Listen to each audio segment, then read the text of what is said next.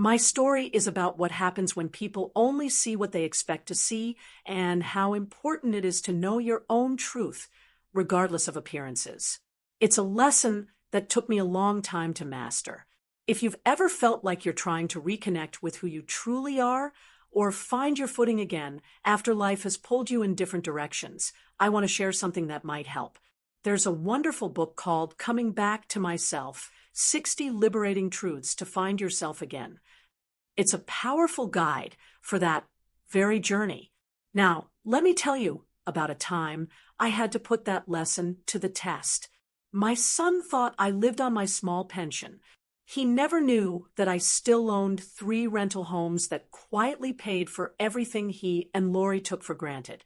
I never corrected him, not once. Maybe that sounds strange to you, but after you've lived as long as I have, you learn that money can twist the way people see you. It can make them treat you like a project instead of a person. So I kept that part of my life tucked away, like an old photograph I didn't want anyone to find. My name is Catherine Warren. I'm 70 years old, and I live in Scottsdale, Arizona. I've been a widow for nearly 15 years now. My husband, Harold, passed suddenly one Sunday morning, right before church. He was 59. We had been married for 38 years, and for the first few months after his passing, I didn't know how to breathe without him. Harold left me a few things, but not a fortune. We both worked hard our whole lives. He ran a small plumbing business, and I worked the front office. We saved what we could, invested carefully, and bought 3 little rental homes before the market boomed. By the time I retired, those homes were my cushion. They paid for everything: the property taxes, the church donations, my groceries, and even the college savings I quietly built for my grandkids. But no one knew. Not even my son, Richard. He's 42 now, married to Lori, and they have 2 kids, Caleb, who's 8, and Lydia, who just turned 6. Richard is a good man, steady and practical, but like most children, he sees his mother through an old lens. In his mind, I'm still the woman who clipped coupons and baked bread on Sundays because store-bought bread was too expensive. Truth is, I still bake my own bread because I enjoy it. I like simple things. Every morning I walk my small dog, Daisy, around the neighborhood. I stop at the same coffee shop, chat with Nina, my neighbor, about her garden, and then spend a few hours volunteering at the church food pantry. That little pantry has been my second home since Harold passed. Helping others keeps me grounded. You'd be surprised how many families in Scottsdale live paycheck to paycheck behind big, fancy doors. One afternoon, while sorting canned beans, my phone buzzed. It was Richard.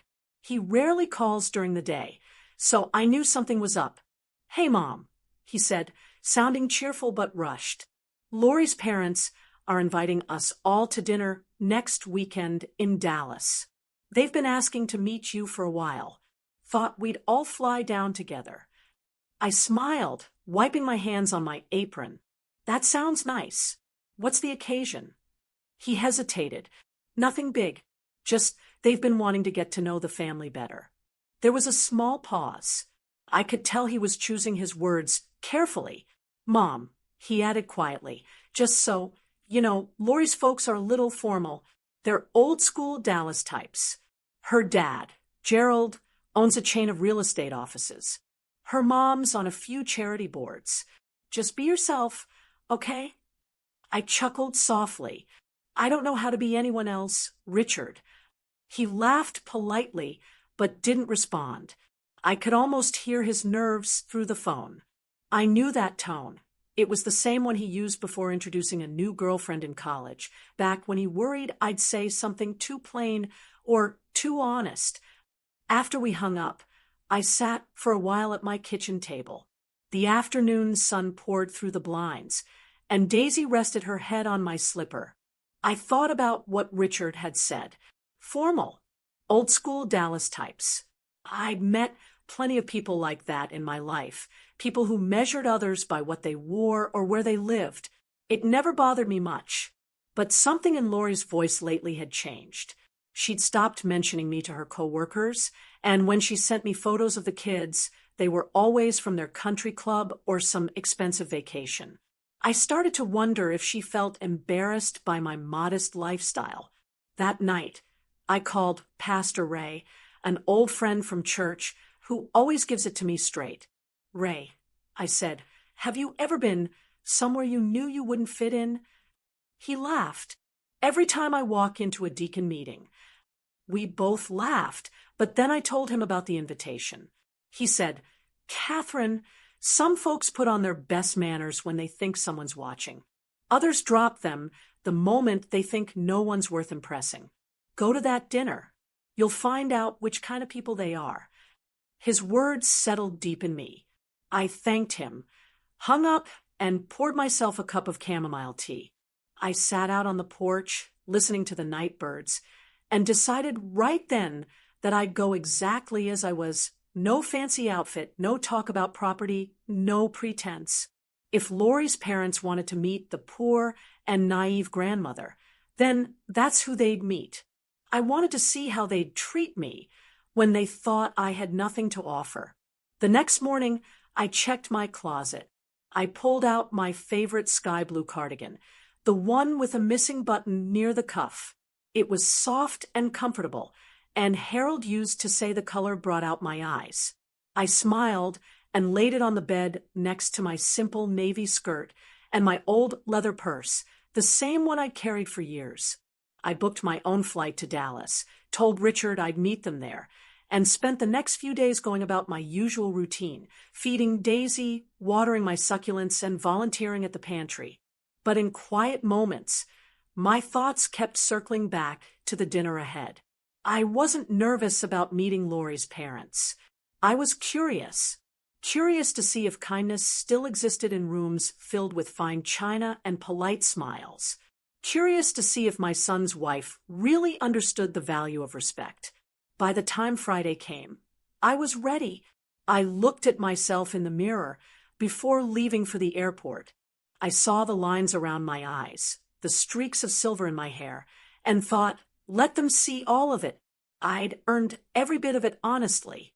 As I locked my door and headed to the car, a small smile formed. They would never guess the truth. Not about me, not about what I really owned.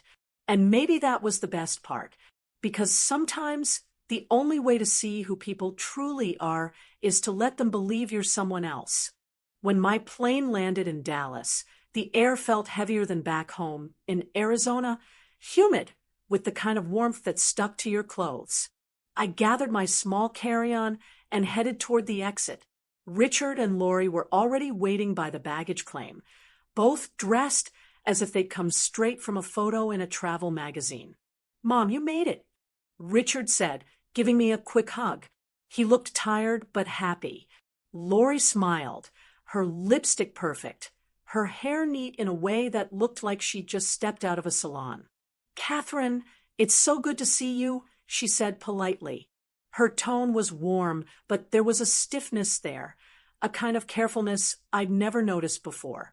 I could tell she'd been rehearsing this greeting. They helped me with my bag, and we walked toward the parking lot. Their rental car was a shiny black SUV, spotless inside and out. Lori fussed over my seatbelt and adjusted the air vents before getting in herself. As we drove, she started talking about her parents. "They're really looking forward to meeting you," she said. "They like nice dinners and structure. My mom plans everything down to the minute. She's even arranged where everyone sits." I smiled lightly. "Well, that should make things simple." Then she hesitated before answering. "They're particular. That's all. They come from a different world." A different world. That phrase stuck in my head. We drove through the heart of Dallas and into Highland Park, where the streets curved around big oak trees and manicured lawns. I'd seen plenty of nice homes before, but these were something else. Gated driveways, fountains, even one house with stone lions at the entrance. It was the kind of place where folks hired people to trim the hedges twice a week. Lori's parents' house sat at the end of a quiet cul-de-sac. It wasn't loud or flashy, just enormous and perfect. White columns, black shutters, the kind of place you see in glossy magazines. As we pulled up, Lori took a breath. They're very traditional. Don't let my mom's questions bother you. Okay? She can be blunt. I smiled. Lori, I'm 70. I stopped getting offended about small things 20 years ago. She laughed nervously. Good. I just want everything to go smoothly. I knew what she meant. She didn't want her parents judging her husband's mother, or worse, judging her for marrying into a family that didn't match their wealth. Inside, I felt a small ache in my chest. I'd always liked Lori. She was smart and kind, but sometimes I saw how hard she tried to fit into circles that didn't always welcome her. It made me wonder what that kind of pressure did to a person. That evening, I unpacked my bag at the guest room in their house. Lori had offered to let me stay there instead of a hotel. The room was spotless, with fresh flowers on the dresser. There was a small handwritten note from Lori that said, "Thank you for coming. It means a lot." I sat on the edge of the bed, reading it twice. The words were kind, but something about them felt like an apology. Later that night, Richard knocked on my door. "You okay, Mom?" "I'm fine," I said, "just getting my bearings." He leaned against the doorframe. "Listen, Mom, Lori's folks can be a little much. They don't mean harm, they just grew up with certain ideas." "About what?" I asked. "About money, about status, I guess." He rubbed the back of his neck. "Just don't take it personally." I nodded. "Richard, I stopped taking things personally when you were 10 and told me your teacher's mom made better cookies than mine." He laughed softly, looking relieved. "Okay, fair point." After he left, I stood by the window for a long time. I could see the backyard lit up by soft garden lights, the pool glimmering like glass. Everything looked perfect, and yet I couldn't shake this uneasy feeling that perfection came at a cost. The next morning, I woke early and made coffee before anyone else was up. Old habit. I sat out on the patio, the sky still a shade of gray, and called Pastor Ray back home. He answered with his usual cheer. "Well, Catherine, how's Texas treating you?" I chuckled. "It's big, that's for sure." He laughed. "Everything's bigger in Texas, they say." "I'm meeting Lori's parents tonight," I said. "They live in one of those neighborhoods where the mailboxes are nicer than my kitchen." "Sounds like a fine place to find out what people are really made of," he said. "You think?" He hummed. "Sometimes folks show their hearts over dinner. The trick is to keep yours steady enough to notice." I smiled, knowing exactly what he meant. "Then steady it'll be." We said our goodbyes, and I hung up feeling calmer. That afternoon, Lori insisted on taking me shopping for a few dinner essentials. She drove me to a fancy boutique where the shirts didn't have price tags. I politely told her I didn't need anything new. "Mom," she said, lowering her voice, "it's just one dinner. My parents can be a little old-fashioned about appearances." "Lori," I said gently, "I've lived 70 years in my own skin. I'm not about to change it for one evening." She opened her mouth, then sighed and smiled weakly. "You really are stubborn. Only when it matters."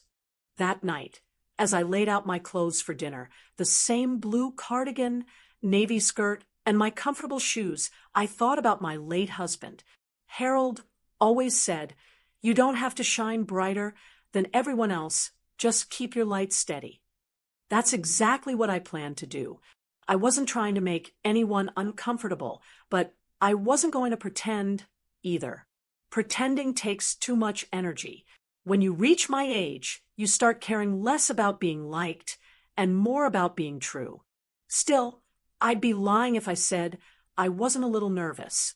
Not about their wealth or manners, but about what I might learn about the people my son and grandchildren now called family. So I prayed quietly before bed. I asked for patience, for grace, and for the courage to stay calm if the night didn't go as planned. Then I turned off the light and whispered to myself, whatever happens tomorrow, just be Catherine. Because sometimes that's all a person needs to be. The morning of my flight came faster than I expected. I woke before sunrise, made myself a cup of coffee, and watched the desert sky change colors through my kitchen window. Scottsdale mornings always calm me. The stillness before the world wakes up reminds me that not everything needs rushing. I had already packed the night before. Just a small carry-on with a few simple outfits, my blue cardigan, my old leather purse, and the same comfortable shoes I wear everywhere. They're nothing fancy, but they've carried me through more years than I care to count. Richard had called the night before, trying one more time to convince me to buy something new for the trip. "Mom, it's just dinner," he said, "but Lori's mom can be a little polished. Maybe we could stop by the mall when you get here." I laughed softly. "Richard, the people who love me won't care what I'm wearing, and the people who do care aren't worth impressing." He sighed, but I could hear the smile in his voice. "You always have an answer." I told him, "That's what happens when you live long enough. You collect a few of them."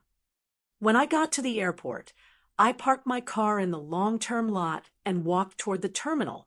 I'd always flown Southwest. It's simple, reliable, and I like the people who work there. They treat you like a person, not a number.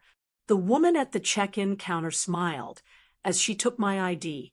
"Headed somewhere nice today, ma'am?" "Dallas," I said. "Family visit."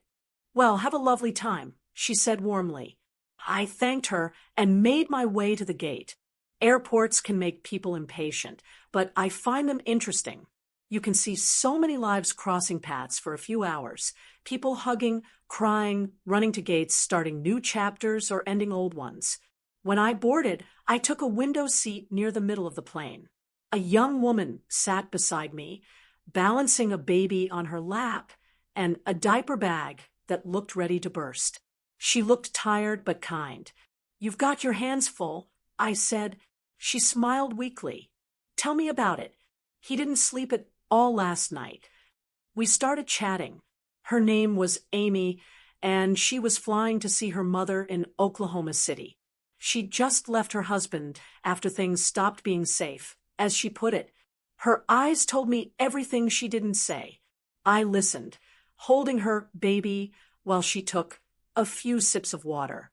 The little boy, maybe 6 months old, had big, curious eyes. He stared at my necklace, a small silver cross Harold had given me on our 10th anniversary. "You've got a brave mom," I whispered to him. Amy smiled, her eyes welling up. "I just hope I'm doing the right thing." "You are," I told her. "Sometimes doing the right thing just feels hard at first."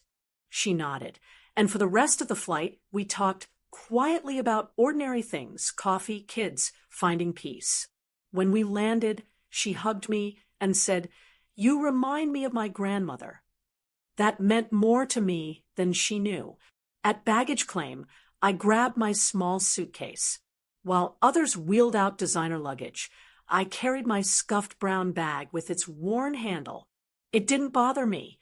That bag had been with me to weddings, funerals, vacations, and even the day Harold and I moved into our first home. When I walked outside, the Texas humidity hit me full in the face. The air felt heavier than Arizona's dry heat. I spotted Richard's SUV at the curb. Lori waved me over, her smile bright but tight. "Mom, over here," she called. I climbed into the back seat, careful not to scuff the spotless floor mats. The car smelled like new leather and something floral. Lori turned down the air conditioner and said, "Hope the flight was okay." "It was fine," I said. "Met a young mother on the plane. Reminded me how strong women can be." Lori smiled politely. "That's nice." Richard glanced at me in the mirror. "Ready to see Texas high life, Mom?" I laughed. I'll believe it when I see it. As we drove through Dallas, I watched out the window. The city was big and shiny, full of glass towers and wide highways. Then we turned into Highland Park, where everything looked polished and perfect. The lawns were trimmed like carpets, and the houses were more like estates than homes. When we finally stopped, I saw the Collins house. It was large but quiet, painted white with green shutters, a driveway lined with trimmed hedges. The kind of place that probably hosted fundraisers and garden luncheons. Lori hopped out first. "Mom, let me grab your bag," she said quickly. She looked around, almost like she hoped no one saw her mother-in-law carrying a small worn suitcase. "I've got it, dear," I said, pulling the handle up. She hesitated, then let me. Her eyes flicked toward the front door, and I could sense her nerves tightening. Inside, the air smelled faintly of lemon polish and fresh flowers. Everything looked perfect. No dust, no clutter, no warmth. The walls were covered with framed family photos, an art that probably cost more than one of my rental homes. Patricia, Lori's mother, came out of the kitchen wearing pearls and a crisp white blouse. "Catherine, how lovely to finally meet you," she said, her voice polite but distant. "Thank you for having me," I replied. Her husband, Gerald, appeared behind her, tall and serious, holding a glass of something amber-colored. "Welcome," he said simply, before turning back toward what looked like an office off the hallway. I could feel the temperature drop, though the air conditioner hummed steadily. Lori fussed, showing me to the guest room like a hostess who didn't want to make a mistake. The room was big, with cream-colored bedding and a view of the garden. "This is perfect," I told her. She smiled faintly, tucking a strand of hair behind her ear. "Dinner's tomorrow night. It's a formal place, but don't worry, just be comfortable." I nodded. "Comfortable's all I know, sweetheart." That night, I unpacked my things and sat on the edge of the bed. Through the window, I could see soft lights in the backyard, reflecting off the pool. It was beautiful, but it didn't feel like home. As I lay down to rest, I thought about Amy from the plane. She had left everything she knew because she wanted something better for her child. Maybe we all have our own tests in life, some loud, some quiet.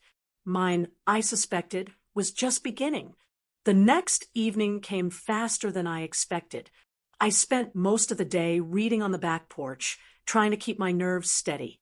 The house was quiet, but not in a peaceful way. It felt like a place where people whispered, so they wouldn't disturb the shine on the furniture. By late afternoon, Lori knocked softly on my door. "Mom, dinner's at 7. My parents like to start on time." I smiled. "I'll be ready." I put on my navy skirt, my favorite blue cardigan, and a simple gold necklace Harold had given me on our 40th anniversary. I brushed my hair, applied a touch of powder, and looked at myself in the mirror. The face looking back wasn't perfect, but it was honest. When I came downstairs, the smell of lemon polish mixed with roasted meat. The dining room was something out of a magazine. Long table, candles, silverware laid in perfect rows. I tried to imagine little Caleb running through here and couldn't. Patricia Collins stood near the table arranging flowers. Her pearl earrings caught the light as she turned. "Catherine, you look lovely," she said, smiling in that polite way that doesn't quite reach the eyes. "Thank you," I said. "You have a beautiful home." She nodded. "Gerald's proud of it. He designed most of the interior himself. He has an eye for quality." I could see what she meant. Every chair matched. Every curtain hung just so. Nothing out of place. Nothing that felt lived in. Gerald walked in a moment later, scrolling on his phone. He gave me a quick glance, a firm nod, and said, "Good evening." Then he sat down at the head of the table without another word. Richard and Lori followed close behind. I noticed Lori's hands fidgeting with her napkin, her smile too quick, her voice too high. She was nervous, and I could tell she was trying to manage everyone's moods at once. Patricia clapped her hands lightly. Let's start with drinks. Gerald, would you pour the wine? He didn't look up from his phone. Already opened, he said. She sighed through her smile. Of course it is. As we sat, Patricia's gaze fell on my old brown purse resting on the floor beside my chair. Such a cozy little purse, Mrs. Warren, she said. I haven't seen one like that in years. I smiled, unfazed. It's older than my grandson, I said, but it still carries what I need. Lori's fork paused halfway to her mouth. I caught her eyes for a second. She looked both embarrassed and relieved that I wasn't offended. Patricia gave a light laugh. Well, that's wonderful. I suppose it's nice to hold on to simple things. Yes, I said. Simple things are easy to trust. For a second, no one spoke. Then Gerald looked up from his phone, finally engaging. Richard tells me you're retired, he said. I am, I replied. Mostly. I help out at the church food pantry back home. Keeps me busy. Patricia's eyebrows lifted slightly. That's admirable. Our foundation donates to similar causes. She turned to Lori. Darling, we should introduce your mother-in-law to the volunteer committee in Dallas. They have great programs for seniors, budgeting, community meals, that sort of thing. I almost smiled at the word budgeting. I wasn't insulted, just quietly amused. That's very thoughtful. I said, but I think I'll leave those programs for people who really need them. Richard glanced at me with a faint grin, but Lori kicked him under the table, probably afraid I'd said too much. Dinner was served by a young woman named Sandra, who moved so quietly I barely noticed her at first. Patricia thanked her with a smile that didn't look at her. The first course was some kind of chilled soup that tasted faintly of cucumber and salt. Everyone pretended to enjoy it. I thought of how, back home, I'd rather have a warm bowl of chicken noodle and a piece of buttered toast. Gerald asked Richard about work, about the kids, about investments. Every time Richard spoke, Gerald nodded like a man measuring numbers instead of people. At one point, Patricia turned to me. So, Catherine, do you still live in the same little house you raised Richard in? Yes, I said. It's quiet, but it's home. She smiled again, but there was a slight tilt in her tone. I always tell Lori how nice it must be for you to manage on a fixed income. My mother struggled with that after my father passed. I took a sip of water. I do fine, I said simply. Lori shifted in her seat, her face turning a light shade of pink. Patricia pressed on, clearly thinking she was being kind. Well, if you ever need advice, Gerald's firm handles retirement planning. We help families secure what little they have left. Gerald cleared his throat, but didn't correct her. I folded my napkin neatly in my lap. That's generous of you, I said, though I found peace in living within my means. A person's worth isn't measured by their accounts. After all, Gerald gave a short laugh. That's one way to look at it. Yes, I said. It's the way that helps me sleep at night. Lori's fork clinked against her plate. Richard kept his head down. Patricia smiled tightly and turned to ask Lori about the children, clearly eager to change the subject. As the main course came out, some perfectly arranged salmon with asparagus, conversation shifted to travel and country clubs. I mostly listened. Patricia and Gerald spoke about a recent trip to Italy, the kind of places they stayed, the wine they brought back. Have you traveled much, Catherine? Patricia asked. Here and there, I said, mostly to visit family.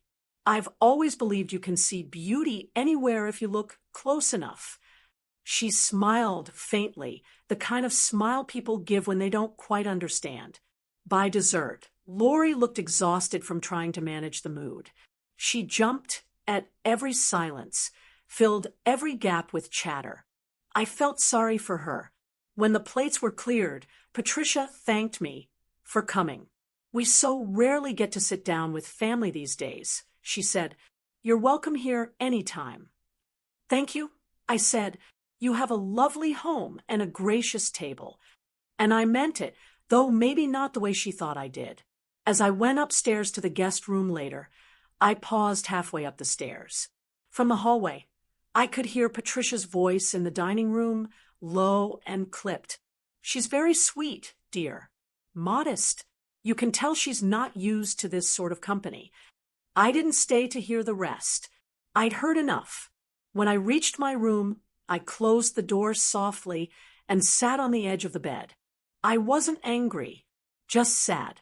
Sad that kindness could sound so much like pity when spoken by the wrong person. I thought of what Pastor Ray had said, that people show their hearts over dinner. He was right. They certainly had.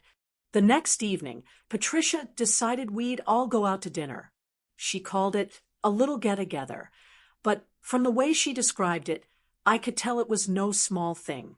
The restaurant was in downtown Dallas, one of those places that make you hand your keys to a valet before you even open the door. When we pulled up, the entrance glowed with soft golden lights. Men in suits were greeting guests by name, and women walked in wearing dresses that probably cost more than my first car. Lori smoothed her skirt and whispered, "It's one of my parents' favorite places. You'll love it." I smiled. If they serve coffee and good bread, I'll love it just fine. Inside, the hostess led us to a private dining room at the back. A chandelier hung low over the table, and there were more forks beside each plate than I knew what to do with. A waiter poured sparkling water before I could even ask for plain. Gerald took the seat at the head of the table again, like he always belonged there. Patricia sat beside him, posture perfect. Richard sat next to me, and Lori next to her mother. From the way Lori's hand kept twisting the napkin in her lap, I knew she was nervous. As the waiter poured wine, Patricia began her usual stories about their recent trip to France, how they stayed at a vineyard in Provence, and were personally invited to a private wine tasting.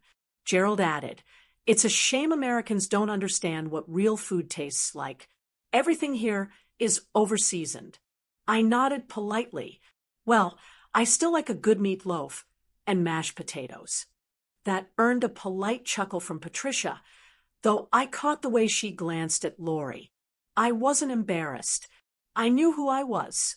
The appetizers arrived, tiny plates with even tinier portions. The food was lovely, but I couldn't help thinking it wouldn't fill a teenager. While we ate, Patricia continued talking about their upcoming charity gala. "We're auctioning off vacation homes again this year," she said, smiling at me. "Gerald's golf club in Pebble Beach brings in a wonderful crowd.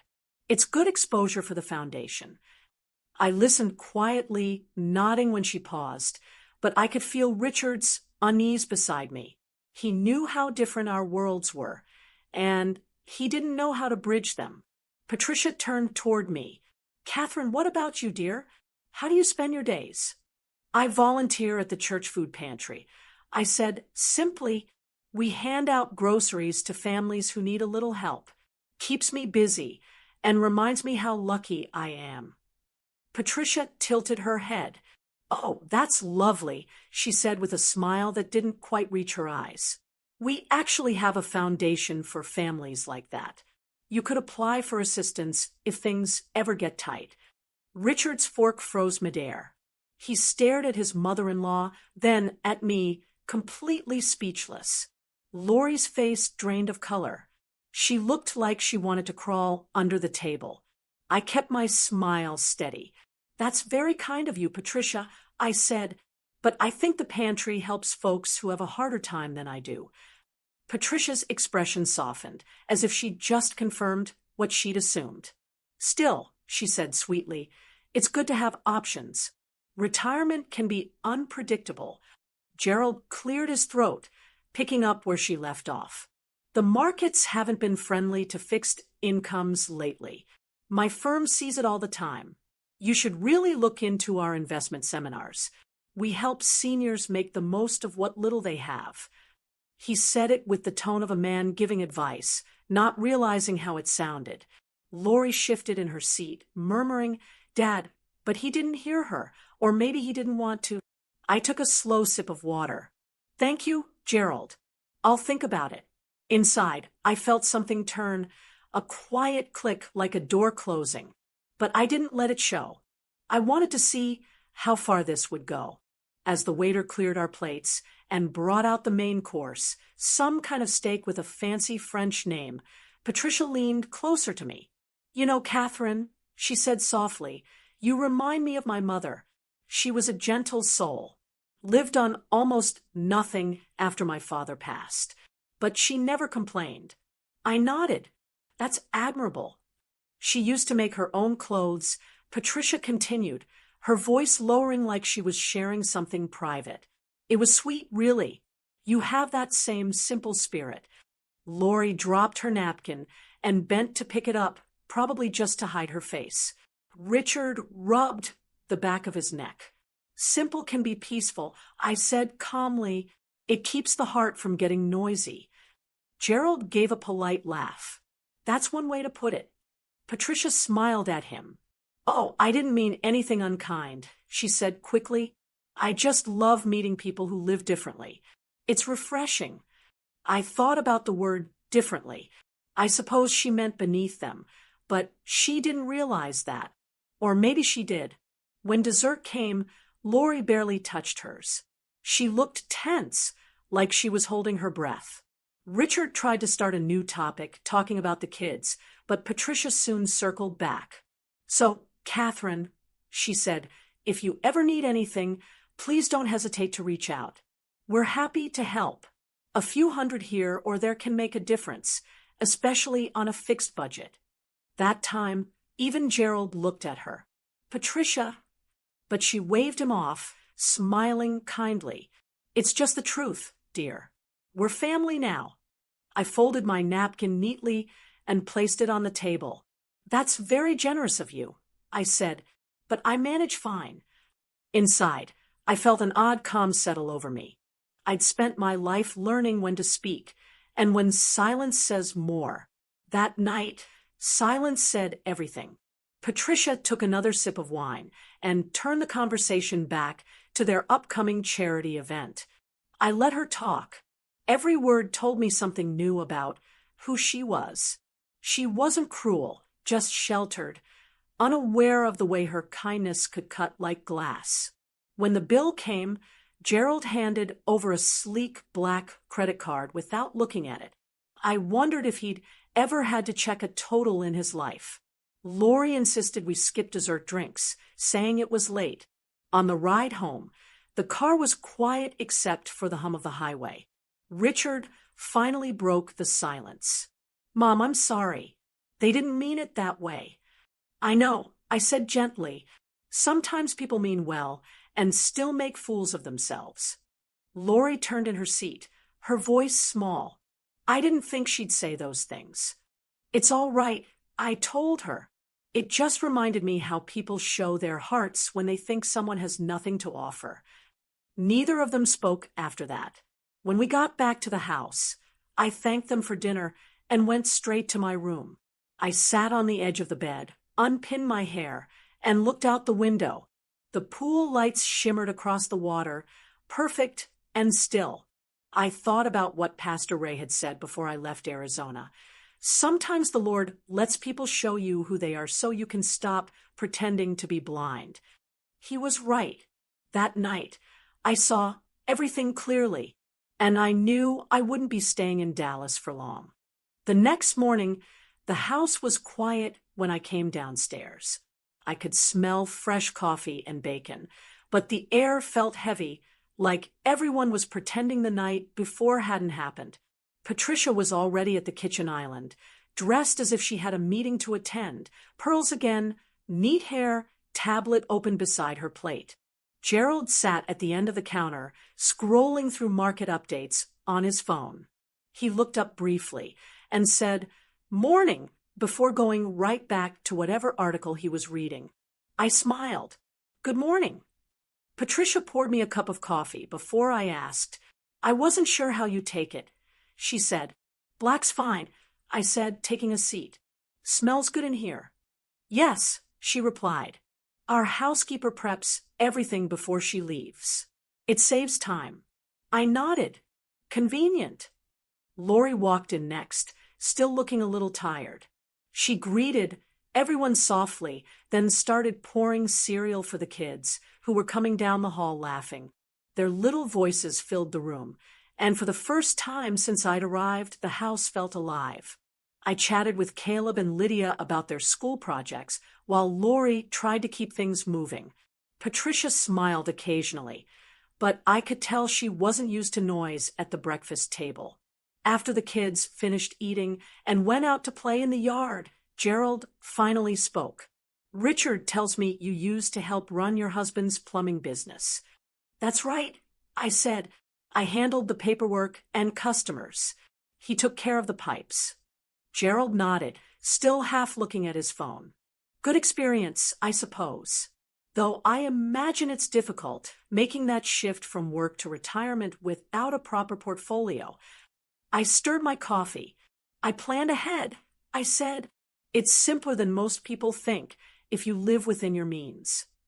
He looked up this time. I don't doubt that, he said, but most seniors underestimate how quickly expenses add up. Patricia and I actually fund several programs for retirees who, well, didn't have the same foresight. Patricia reached over to the counter and pulled out a thin brochure. I meant to give you this last night, she said cheerfully. It's for a senior budgeting workshop. They teach little tips, couponing, stretching fixed incomes, that sort of thing. You might find it useful. I took the brochure with a small smile. Thank you, I said, folding it neatly. Inside, I could feel something twist, but I kept my face calm. I'd learned long ago that you don't need to raise your voice to make your point. Lori caught my eye across the table. Her expression said everything she couldn't say aloud. Embarrassment, guilt, maybe even shame. She looked down quickly, pretending to wipe a spot off the counter. Patricia, unaware, kept talking. It's really wonderful what they do for people. You'd be surprised how many older women end up struggling after their husbands pass. It's heartbreaking. Yes, I said quietly. It is. Richard walked in midway through that sentence, sensing the tension instantly.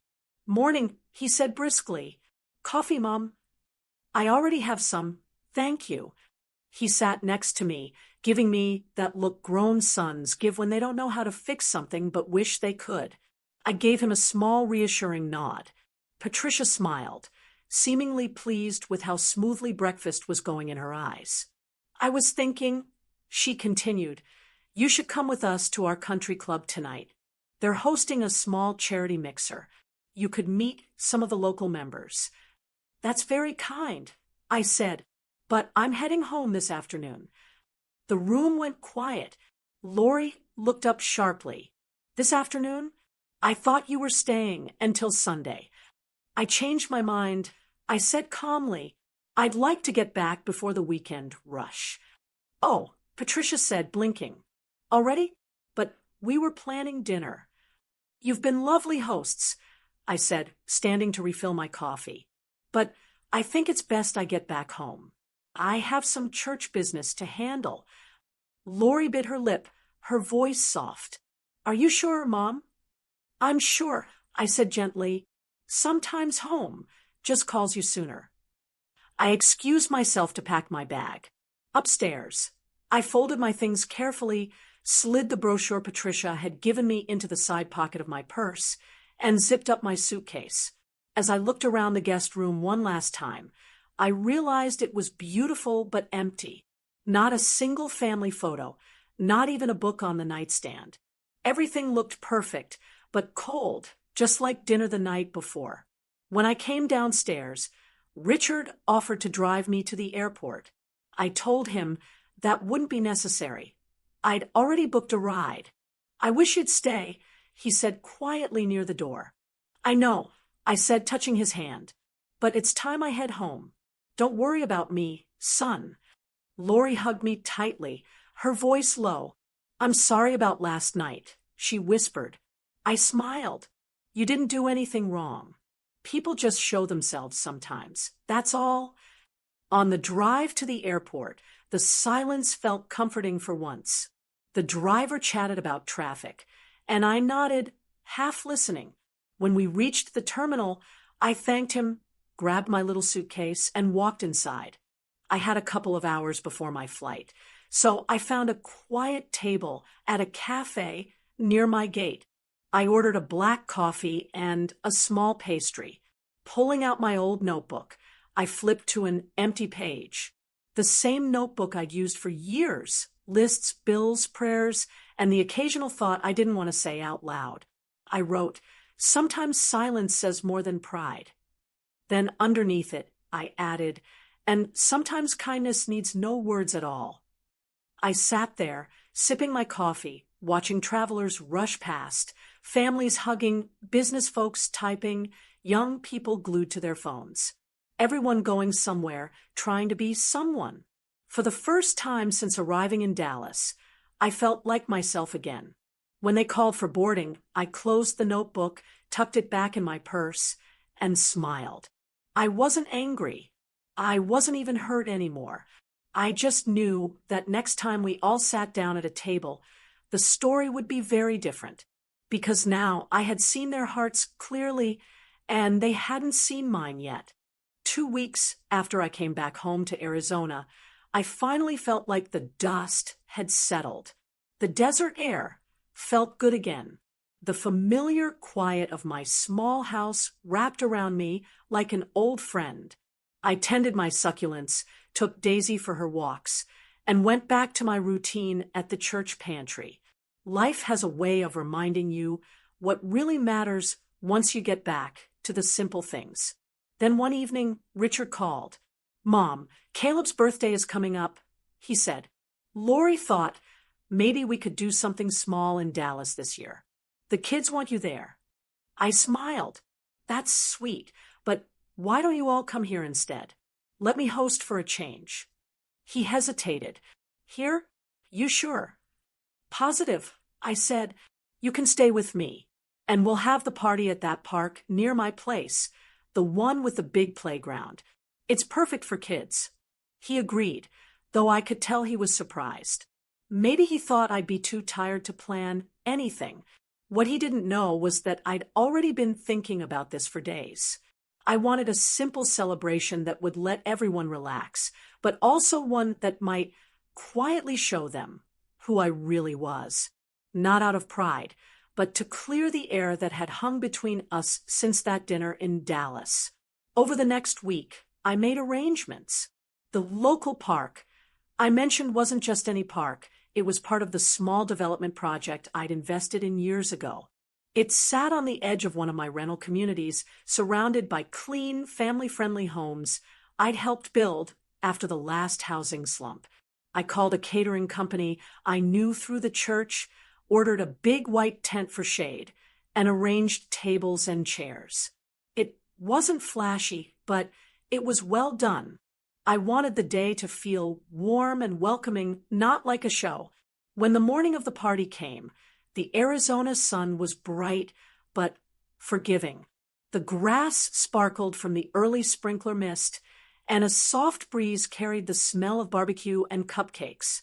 I wore a light linen dress and my blue cardigan, always my favorite, and tied my hair back. By 10 o'clock, Richard's car pulled up, followed by another one right behind it. When I saw who stepped out, I smiled. It was Gerald and Patricia Collins. Lori must have invited them, probably thinking it was the polite thing to do. I didn't mind. In fact, I was glad. Some lessons life delivers better in person. Patricia wore a sun hat and large sunglasses, and Gerald looked slightly out of place without his usual blazer. Lori waved nervously as they approached. "Mom," she said, "I hope you don't mind. My parents decided to surprise Caleb." "Of course not," I said warmly. "The more the merrier." I guided them toward the tent. Children were already running around with balloons, and the smell of grilled chicken filled the air. Music played softly in the background, and the caterers handed out lemonade. Patricia looked around, impressed but trying not to show it. "Well, this is lovely," she said. "You really went all out." "Oh, I just wanted Caleb to have a nice day," I replied. "The park has been good to me." She glanced toward the edge of the field, where construction equipment stood beyond a chain-link fence. "Looks like there's a new project going up nearby," she said. "Yes," I said. "They're finishing the last few homes this month." As we stood talking, a man in a hard hat and work boots came walking across the grass. He waved as soon as he saw me. "Morning, Mrs. Warren," he called cheerfully.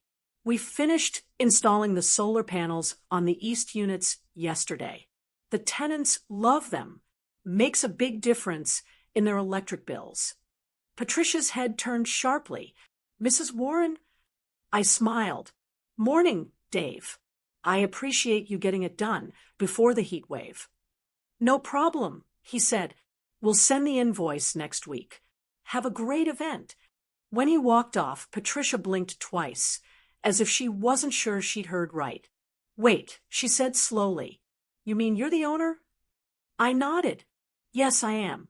I've owned this development for about 12 years now." Gerald looked like he was trying to process it. "This is your property?" "Every house, except for the ones the church helped with." I said, "We built these for families who needed affordable rentals. It's been a good project." Patricia's mouth opened slightly, then closed. For once, she didn't have anything to say. Lori stood frozen beside her, eyes wide. Richard stared at me like he was seeing me for the first time. "Mom," he said quietly, "why didn't you ever tell us?" I smiled, because I didn't want my family or anyone to look at me differently. I wanted to see how people treat others before they know what's in their bank account. Gerald cleared his throat. "That's impressive," he said, still struggling to find his words. Patricia's face softened, though she looked uncomfortable. "I had no idea," she said. "I know," I replied kindly. "But that's the thing about life. You never really know someone until you take the time to listen." I didn't raise my voice. I didn't gloat. I just let the truth hang there, plain and gentle. Lori finally spoke. "Mom, I didn't mean to make you feel small in Dallas. I just wanted everyone to get along." "I know, dear," I said. "You don't need to explain. Sometimes we all let other people's opinions steer us." The kids ran by laughing, chasing balloons, their joy breaking the tension. I turned to Patricia. "Would you like to meet some of the families who live here? They're wonderful people. Most of them work 2 jobs to keep their kids in school. That's why I wanted this place built, to give them a safe home to come back to." Patricia nodded slowly. "Yes, I'd like that." We walked a few steps closer to the fence, where a few tenants were waving and smiling. Patricia waved back, awkward at first, then genuinely. Gerald followed, quiet but thoughtful. Later, as everyone gathered under the tent to sing "Happy Birthday," I caught Patricia watching me again. This time her expression wasn't judgmental. It was curious, maybe even respectful. When the candles were blown out and cake slices passed around, she came up to me. "Catherine," she said softly, "I owe you an apology. I spoke out of ignorance at that dinner. I hope you can forgive me." "Of course," I said. "We all learn at our own pace." She nodded, eyes glistening just a little. "You're a remarkable woman." "I'm just a grandmother," I said with a smile. "One who happens to love her family and her community." As the sun began to set, I looked around at the laughter, the food, the families, and the bright faces of my grandkids. For once, there was no tension, just gratitude. In that moment, I realized I hadn't needed to teach anyone a lesson. The truth had done it for me. And the best part, I never had to raise my voice to be heard. After the party wound down, most of the guests had left, and the sun dipped low behind the desert hills. The air had cooled, and golden light spread across the park. Caleb and Lydia were chasing the last few balloons that hadn't popped yet, and the sound of their laughter softened the quiet that followed the day's surprises. Gerald and Patricia were still sitting under the tent, holding plastic cups of lemonade. From the look on Gerald's face, I could tell he was trying to process everything. Patricia looked lost in thought, her hands folded neatly in her lap. Finally, Gerald stood, straightened his shirt, and cleared his throat. "Well," he said with an awkward smile, "I have to say, Catherine, you had us all fooled." I tilted my head slightly. "I didn't set out to fool anyone. Gerald—" He gave a half laugh, still uncomfortable. "I mean, you played the part well. The modest purse, the cardigan, very convincing." I smiled faintly. "That wasn't a part. That's just me." Patricia placed a hand on his arm. "Gerald," she whispered, "don't." He sighed and nodded, finally quiet. Patricia turned to me, her voice soft. "You must think terribly of us." I looked at her kindly. "I don't think terribly of anyone, but I did see things clearly." She met my eyes for the first time without a polite mask. "I'm sorry," she said quietly. "I truly am. I judged you. I thought I was being gracious, but I wasn't. I was being proud." I nodded. "We all stumble that way sometimes. You don't owe me anything but honesty, Patricia. That's worth more than any apology." Her eyes watered a little, and she turned away, pretending to fix her hat. I didn't push her. People need space to find their humility. A few minutes later, Lori walked over. She'd been helping the caterers clean up, but I could tell from her face she'd been waiting for the right moment. She touched my arm gently. "Mom, can we talk?" "Of course," I said, stepping away from the tent with her. We walked toward the fence line, where the kids' laughter echoed faintly. She hesitated before speaking. "I owe you the biggest apology of all." "You don't owe me anything, Lori." "Yes, I do," she said firmly. "I wanted them to like you so much. I thought if I made you seem smaller, they'd accept me more easily.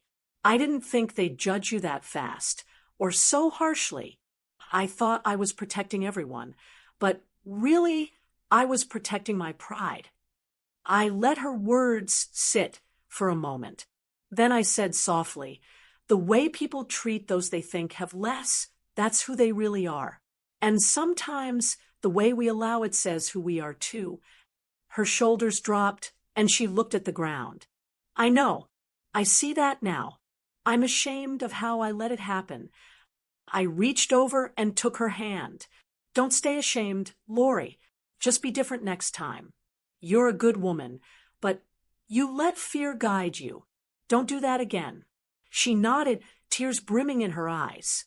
"I promise I won't." We stood there quietly for a while, watching Caleb and Lydia run in the distance. The sky turned pink, and the air smelled faintly of barbecue and birthday cake. Richard walked up behind us. "You two okay?" he asked gently. Lori gave him a small smile and stepped back toward the tent to help with the last few plates. That left Richard and me standing there, facing the field. He took a deep breath. "Mom, I need to say something too." I turned to him, waiting. "I should have said something at that dinner," he said. "When they treated you like that, I should have spoken up. I just sat there, embarrassed and quiet. I'm sorry." I touched his arm. "You don't have to fight every battle, Richard. Sometimes truth fights for itself." He looked down, shaking his head. "You always make things sound so simple." "Simple doesn't mean easy," I said. "It just means clear." He smiled slightly. "You really showed them today." "I didn't show them anything," I said. "They showed themselves. I just let the moment breathe long enough for everyone to see it." He looked out over the field again, his voice softer. "Dad would have been proud of you." That caught me off guard for a second. He always said kindness was stronger than pride. I replied, maybe he was right. He usually was, Richard said, smiling. We walked back toward the tent, where Patricia was helping Lori pack leftover cupcakes into small boxes. Gerald was loading chairs into the back of his SUV. It was strange to see him do something himself, but I appreciated the gesture. As they finished, Patricia came over again. Catherine, I wanted to thank you for today, she said. I didn't know what to expect when Lori invited us, but I'm glad we came. You've given me a lot to think about. I smiled. Life's funny that way. Sometimes it teaches us lessons in places we never planned to learn them. She nodded. If you ever come to Dallas again, I'd like to make it right.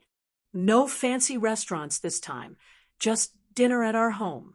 Something honest. I'd like that, I said. When they left, I watched their car drive down the road, dust rising behind it. The sky had turned a deep orange, and the air was still. Richard and Lori were gathering the last of the decorations. Caleb ran up, holding a half-deflated balloon. Grandma, this was the best birthday ever, he said. I knelt down and kissed the top of his head. I'm glad, sweetheart. You deserve it. Lydia tugged on my sleeve.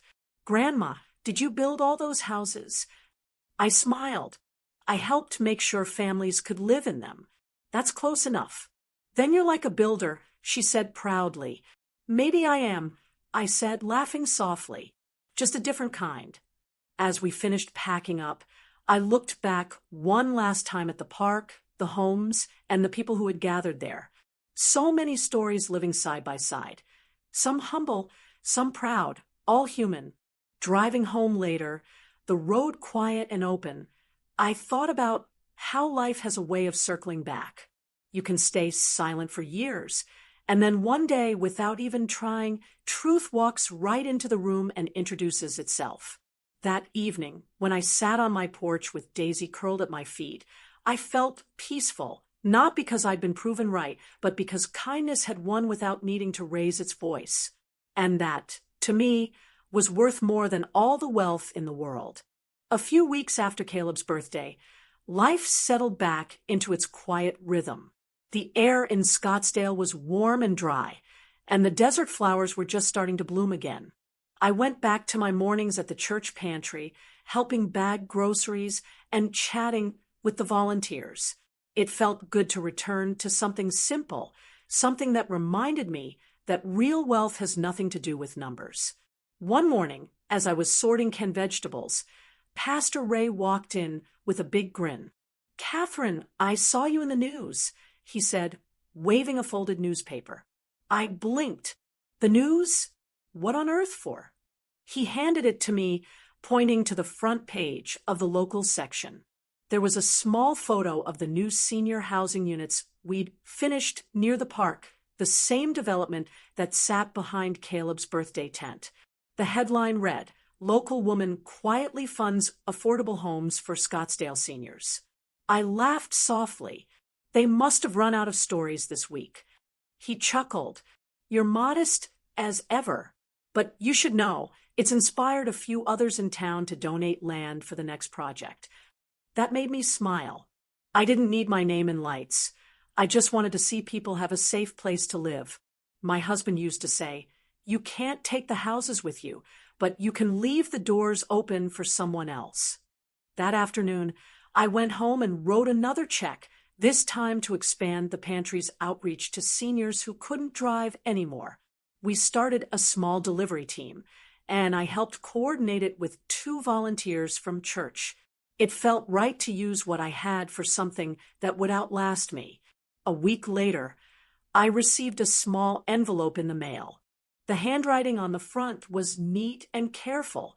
I didn't recognize it until I turned it over and saw Patricia Collins written in the corner. I opened it and found a short note on ivory stationery. Dear Catherine, I've thought a lot about the day of Caleb's birthday and about my behavior before that. I realize now that kindness means nothing if it only shows up for people who look like us. I'm deeply sorry for the way I spoke to you. I hope someday you'll allow me to make it right. with sincerity. Patricia, there was a second note tucked inside, this one shorter. I've started volunteering at a food pantry near our home in Dallas. It's not much, but it's a start. I sat at my kitchen table and smiled. I didn't need more than that. Change doesn't happen all at once. It starts with one humble step. Not long after that, Lori called. "Mom, we've been thinking of bringing the kids out for a week this summer," she said. "Would that be okay?" "Of course," I said. "The guest room's always ready." When they arrived, it wasn't with the polished nervousness I'd seen before. Lori came through the door carrying flowers from her yard. Richard brought groceries. The kids ran straight to the backyard to feed Daisy treats. At dinner that night, Lori looked around my small but cozy dining room. "I get it now," she said quietly. "Why you stayed in this house all these years. It feels like peace." I nodded. Peace costs less than people think, but you have to want it. She smiled, a little sad but grateful. "I used to chase comfort, but I see now that peace and comfort aren't the same thing." "You're learning," I said. "That's what matters." Over the next few days, we spent time doing ordinary things. Pancakes in the morning, puzzles with the kids, a walk through the park.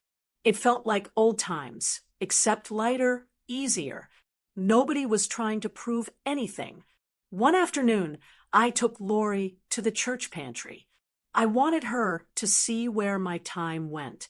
She met the volunteers, helped pack food boxes, and watched as people came and went with smiles and quiet thanks.